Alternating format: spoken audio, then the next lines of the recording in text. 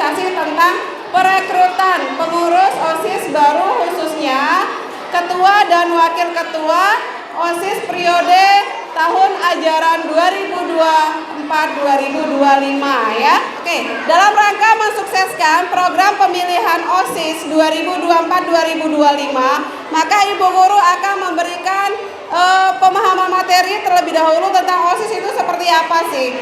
OSIS di sini adalah kepanjangan dari organisasi siswa intra sekolah. Iya, benar sekali, organisasi siswa intra sekolah. Organisasi ini biasanya dibentuk di sekolah tingkat menengah, baik itu SMP maupun SMA. Karena OSIS itu merupakan salah satu wadah untuk ajang pelatihan bagi siswa-siswa menjadi kepemimpinan murid dalam sekolah. Fungsi OSIS. OSIS di sini memfasilitasi para siswa untuk belajar bagaimana caranya bertanggung jawab sesuai dengan tugas masing-masing yang diembankan ya. Demi kepentingan sekolah dan semua siswa dari kelas 7 hingga kelas 9.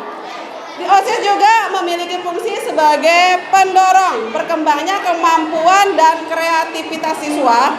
OSIS di sini juga memberikan dampak positif dan mengurangi pengaruh-pengaruh negatif yang bisa membawa siswa ke hal-hal yang tidak diinginkan.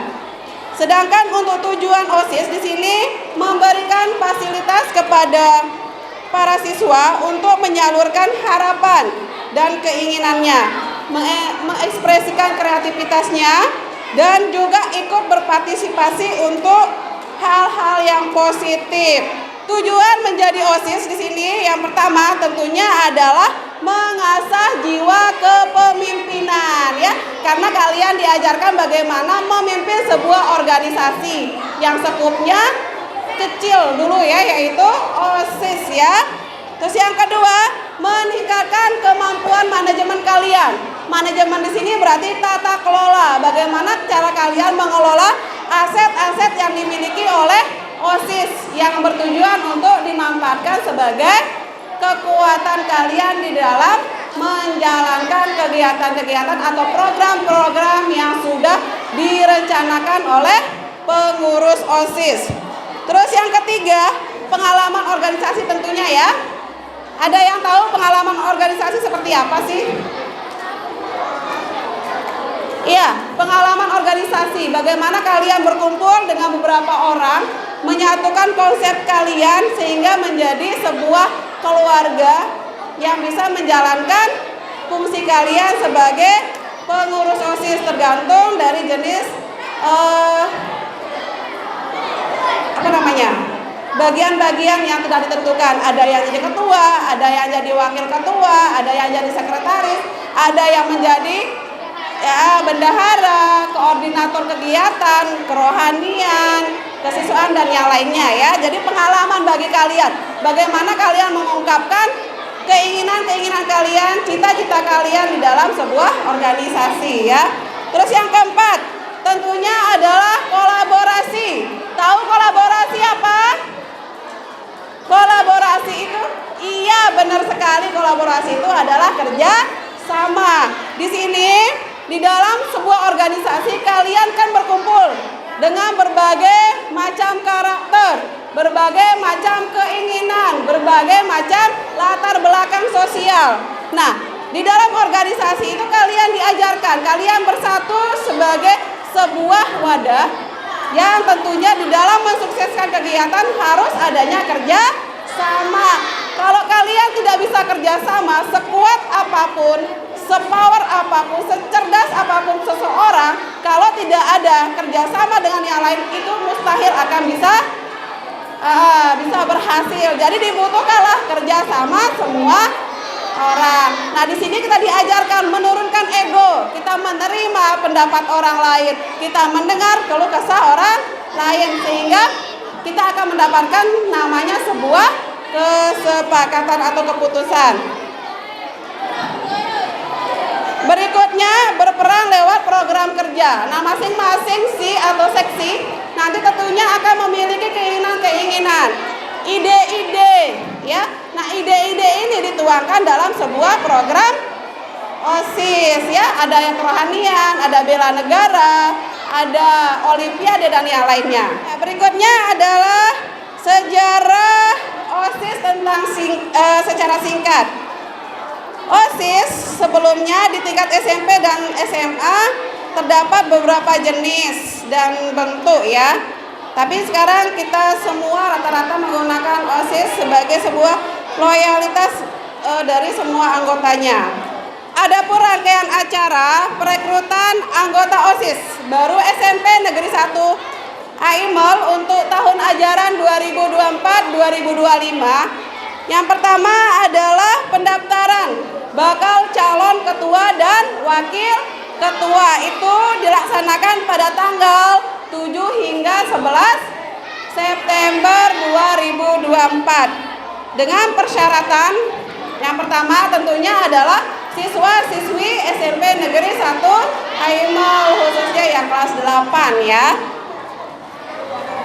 Terus berikutnya adalah seleksi. Seleksi itu ada 3 cara. Yang pertama adalah tes tulis.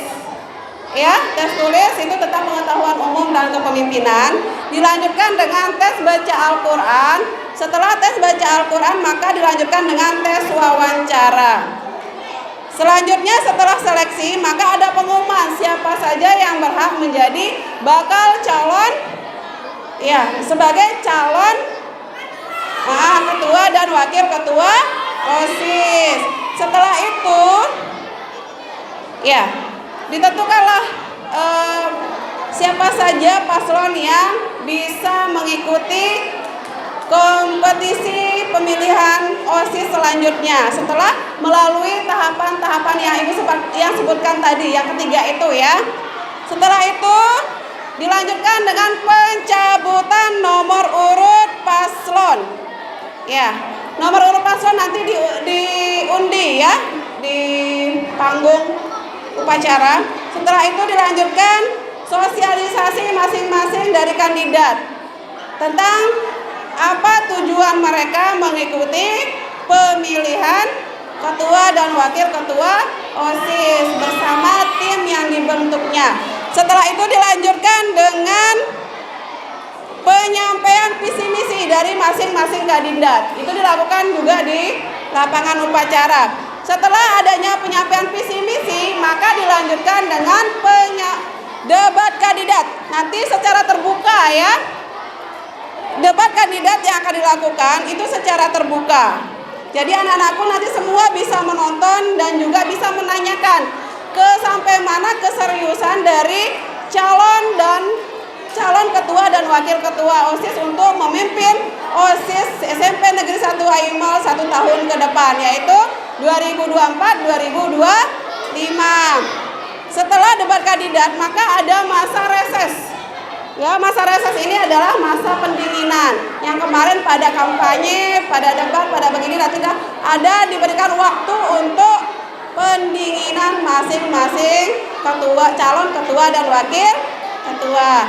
Setelah itu maka nyampailah kita kepada puncaknya ya, di mana kita melakukan pemilihan calon ketua dan wakil ketua OSIS periode ya 2024-2025. Nah, semua memiliki hak pilih, baik itu kelas 7 sampai dengan kelas 9. Kalian sebagai pemilih pasif di sini ya, memberikan suara kalian untuk kelangsungan kepemimpinan yang berada di sekolah ya, melalui organisasi siswa intra sekolah. OSIS di sini adalah kegiatan co-kurikuler yang mendukung kegiatan intrakurikuler ya. Intrakurikuler itu pembelajaran, sebagai supportnya, sebagai penyelah. Jadi kalian bisa mempelajari, belajar sambil belajar. Kalian juga memiliki pengalaman di dalam memimpin sebuah organisasi. Oke, semuanya siap menjadi pemilih pasif? Siap memberikan suara kalian untuk 1 tahun ke depan? Oke. Iya.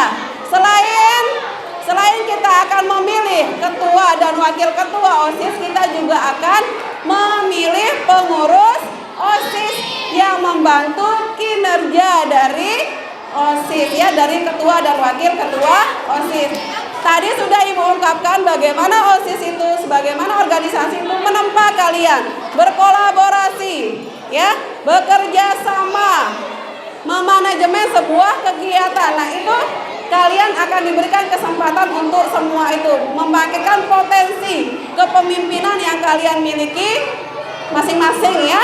Jadi OSIS itu adalah salah satu kegiatan yang bisa menampung semua aspek-aspek pengembangan diri kalian dalam rangka meningkatkan atau menyalurkan potensi, bakat dan minat kalian.